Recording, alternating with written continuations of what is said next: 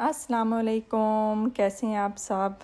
बारिशें शुरू हैं हमारे और यकदम इतना मौसम ठंडा हो गया है। यहाँ बल्कि मौसम ठंडा क्या हो गया है, यहाँ मौसम मिजाजों की तरह बदलते हैं, मिजाज मौसमों की तरह नहीं। यहाँ एक दिन ठंडा है, एक दिन गर्म, सुबह में एसी चल रहे हैं, रात में हीटर। अजीब भी, हमें तो खुद नहीं समझ आती। जैसे पाकिस्तान में कहते हैं ना कि समझ नहीं आई रज़ाइयाँ निकालें या भी ना निकालें, हमें भी समझ नहीं आ रही कि कभी हीटर चल रहा है दिन में और रात में एसी चल रहे हैं। अजीब से मौसम हुआ पड़ा है हमारे। सबसे पहले तो भाई मुझे लगता है कि मेरे चैनल का नाम देख के ना तो सारे डर जाते हैं। पुप्पी के नाम से भी, पुप्पी चीज़ ही ऐसी होती है, क्या करें। तो भाई ये अमेरिका की पुप्पी है, पाकिस्तानी पुप्पी नहीं है। थे तो हम भी कभी पाकिस्तानी ही, और अपने पाकिस्तान से हमें मोहब्बत भी बड़ी है। लेकिन अब कुछ कुछ हम बाहर की पुप्पी भी हो गए, बन गए हैं। तो इसलिए डरिए नहीं, मेरे चैनल को लाइक भी किया करें और वीडियो को सब्सक्राइब भी किया करें और देखते रहा करें। तो ये अच्छी वाली पुप्पियाँ भी दुनिया में पाई जाती हैं। तो भी आज मौसम कुछ ऐसा हो रहा था तो मैंने कहा, वो जैसे कहते हैं ना सर्दियों की सौगात मछली, तो मैंने कहा चलो फ़िश ही बनाई जाती है। ये हम रेस्टोरेंट डिपो से लाते हैं। वहाँ इसका काफ़ी अच्छा टेस्ट है। यहाँ के जो लोकल स्टोर पे हमने 2-4 बार ट्राई की हैं, है तो वो भी यहाँ का ही स्टोर, लेकिन मतलब जैसे ये HEB वगैरह हो गया, ये कॉस्टको वगैरह हो गया, तो वहाँ की निस्बत इस फ़िश का टेस्ट बहुत अच्छा है। ये कुछ हम हर चीज़ को ना कंपेयर करते हैं, जहाँ भी चले जाए ना पाकिस्तान का टेस्ट हम ज़रूर ढूंढते हैं, चाहे वो सब्ज़ियाँ हो, खाने पीने की चीज़ें जो भी हों। तो हमें ना हम पाकिस्तान को तो कभी भी नहीं ना भूल सकते ना। तो इसका टेस्ट काफ़ी हद तक ना वहाँ वाली मछली जैसा लगता होता है। तो ये मैंने 2 तरीके से फिर बनाई, एक बेसन में जो बनाते हैं और एक सिर्फ जो वैसे मसाला लगा के बनाते हैं। तो मैंने कोई इसमें पहले इसको मैं लस्सी में भिगो दिया। मैं अक्सर जो है ना मछली को लस्सी में ही भिगो देती होती हूँ 3-4 घंटे, तो इसकी स्मेल बिल्कुल ना फ़िश की ख़त्म हो जाती है। तो बजाय वो लहसुन और अजवाइन का वो सारा पेस्ट लगा के करने से, तो लस्सी में लगा दो, इसका कलर भी बड़ा अच्छा सा मछली का निकल आता है और इसकी स्मेल भी बिल्कुल ख़त्म हो जाती है। और फिर तकरीबन मैं इसको काफ़ी देर ही मसाले वगैरह लगा के रख देती हूँ। मोस्टली ये होता है कि मैं एक दिन पहले ही इसको मसाले लगाती हूँ और अगले दिन फ्राई करती हूँ। तो एक दिन लगा के पहले मैं शाम में लगा देती हूँ, फिर इसको फ्रिज में रख देती हूँ, नेक्स्ट डे ही इसको मैं फ्राई करती हूँ। कुछ फ़िश को मैंने वो बेसन लगा लिया और बाकी को ये जो खड़े मसाले होते हैं वो लगा के तो उसी के साथ ही मैंने फ्राई किया था। तो मौसम तो के तो हालात आपको मैंने बताए हैं, यहाँ पे क्या हालात आजकल चल रहे हैं। और हाँ भी मुझे याद आया, मुझे पिछली ना वीडियो में कहा था कि जब आपकी मुर्गी अंडे देने लगे ना तो ज़रूर हमें बताइएगा।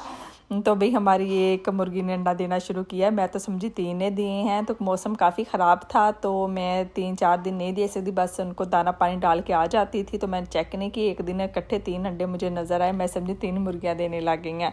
लेकिन अगले दिन ये पर्दाफाश हुआ कि 3 मुर्गियाँ नहीं दे रही, वो पिछले 2 दिन से वो बेचारी 1 मुर्गी ही दे रही थी। तभी एक ही अंडा हमें मिलता है। तो लेकिन वो जैसे कहते हैं घर की चीज़ की बड़ी खुशी होती है। तो वो जैसे अभी मैंने टेस्ट की बात की थी ना, बिल्कुल अंडों का टेस्ट भी पाकिस्तानी अंडों जैसा ही है। मेरे हस्बैंड कहते हैं इसकी जो यॉक है ये कितनी रेड है। मैंने कहा आप ना पाकिस्तान का, असल में उनको काफ़ी अरसा हो गया यहाँ आए, उन्हें तो 20 साल से भी ऊपर हो गए। मैंने कहा आप बिल्कुल ही भूल गए हो, हमें याद है पाकिस्तान के जो देसी अंडे होते हैं ना वो ऐसे ही होते हैं। ये मैंने इमली की चटनी जो मछली के साथ वहाँ खाई जाती है ढाबों पे, जो बाज़ार से हम फ्राई की हुई फ़िश लाते हैं उसके साथ मिलती है। तो मैंने ये बनाई थी। इसमें मैंने पुदीना और धनिया को स्पेनिश में यहाँ पे मुझे पता नहीं था, तो हम तो इसे कोरिएंडर ही पढ़ते थे, तो यहाँ आए तो मुझे पता चला यहाँ धनिया को सिलंतरो कहते हैं। ये स्पेनिश का वर्ड है। तो मुझे शुरू में पता नहीं था, तो वो 1-2 दिन मुझे कहा सिलंतरो। मैंने कहा ये पता नहीं क्या चीज़ होती है। बाद में मैंने अपने हस्बैंड से पूछा तो कहते धनिया को सिलंतरो कहते हैं, स्पेनिश का वर्ड है। तो कुछ यहाँ वर्ड्स ऐसे हैं जो स्पेनिश के ही यूज़ होते हैं। तो अभी क्या बात कर रही थी, हाँ इसमें मैंने वो आमचूर थोड़ा सा डाला, थोड़ा सा सिट्रिक केसर डाला, मैंने इसमें सिरका डाला, वो क्रश्ड मिर्चें डाली, खुश्क धनिया डाला, ज़ीरा डाला थोड़ा पिसा हुआ, फिर इन सबको मैंने ग्राइंड निकाल लिया और सच्ची ये बहुत ही मज़े की बनी। सिट्रिक केसर वगैरह डालो इसमें थोड़ा सा तो ये जल्दी ख़राब नहीं होती। खटास तो इसके साथ सिर के साथ भी आ जाती है और आमचूर के साथ भी आ जाती है, लेकिन उससे ख़राब नहीं होती। ये बहुत मज़े की बनती है। और इसको मतलब मैंने तो अगले जो कहते हैं ना 3-4 दिन जो भी चीज़ मैं खाती थी, फ्राइज़ वगैरह बनाए या कुछ भी ऐसा, तो मैंने उसके साथ भी इसको खाया। बड़ी ही मज़ेदार लगती है ये ना। मतलब एक तो इमली और आलू बुखारे की जो चटनी होती है, काला नमक भी डाला था भाई, उसका टेस्ट और होता है जो सिर्फ इमली और आलू बुखारे की बनाते हैं। वो तो तकरीबन हर टाइम बनी पड़ी रहती है ना फ्रिज में हमारी में। तो ये मैंने इतनी नहीं बनाती। उस दिन मैं मछली फ्राई कर रही थी तो मैंने कहा चलो मैं इसको भी साथ बना लेती हूँ। तो इसके साथ मैंने भी नान भी बनाए। नान के साथ वो मेरे साथ थोड़ी सी ट्रेजेडी हो गई। मेरे फ़ोन की वीडियो वो जो थी ना मेमोरी फुल हो गई। मैं सब कुछ ना अपने फ़ोन में करती। लैपटॉप के लिए ना मुझे स्पेशल बैठना पड़ता है लैपटॉप के लिए, तो मतलब एक जगह पे फ़िक्स होकर बैठना पड़ता है, फिर सब कुछ करो वीडियो को। तो मैं फ़ोन पे ही करती हूँ। तो ना हुआ ये कि मैं उसमें लैपटॉप में वीडियो कर रही थी अपलोड सारी। मैंने कहा सॉरी डाउनलोड कर रही थी, अपलोड ही जहन में आता है ना जब यूट्यूब पे करते हैं।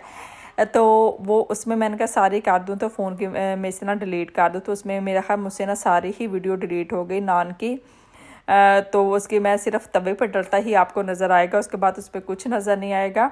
मैंने कहा फ़िश के साथ अच्छा लगता है। और पहले जोया नहीं खाती थी नान, उसको होता था घर की रोटी हो, अब आके वो भी खाने लग गई है थोड़ा थोड़ा। बेटे को तो हारिस को तो बहुत पसंद है। तो मैंने कहा अच्छा अब जोया खाने लग गई है तो साथ क्यों ना मैं अब बनाती रहा करूं कि चलो बच्चे हर तरह की चीज़ें खाया करें। क्योंकि बाहर हम कहीं भी खाना खाने चले जाते थे तो जोया का हमें बड़ा मसला बनता था कि इसको रोटी घर की चाहिए। मैंने कहा अब बाहर आते हो भी है तो मैं घर की बना के आपके लिए लेके आया करूँ रोटी। तो क्योंकि वहाँ तो ये तंदूर वाली होती हैं या नान होते हैं। तो ये तवा भी इसलिए ऐसा है क्योंकि ये मैं आम रोटी के लिए यूज़ नहीं करती। ये काफ़ी हैवी है। तो इस ना यहाँ इस घर में हमारे ना नेचुरल गैस नहीं है, बड़ा सारा बाहर टैंक लगा हुआ है। तो वो यूज़ होती है, तो उसकी हीट इतनी नहीं थी तो रोटियां ना खुश्क होने लग जाती थी। फिर तवा मैंने नया लिया तो ये मैं यूज़ करती हूँ जैसे बनाते हैं ना चिकन के पीस वगैरह, तो उसके लिए मैं यूज़ करती हूँ। तो मैंने कहा नान के लिए थोड़ा मोटा ही चलेगा, वो ठीक रहेगा, तो इसलिए मैंने ना ये तवा यूज़ किया।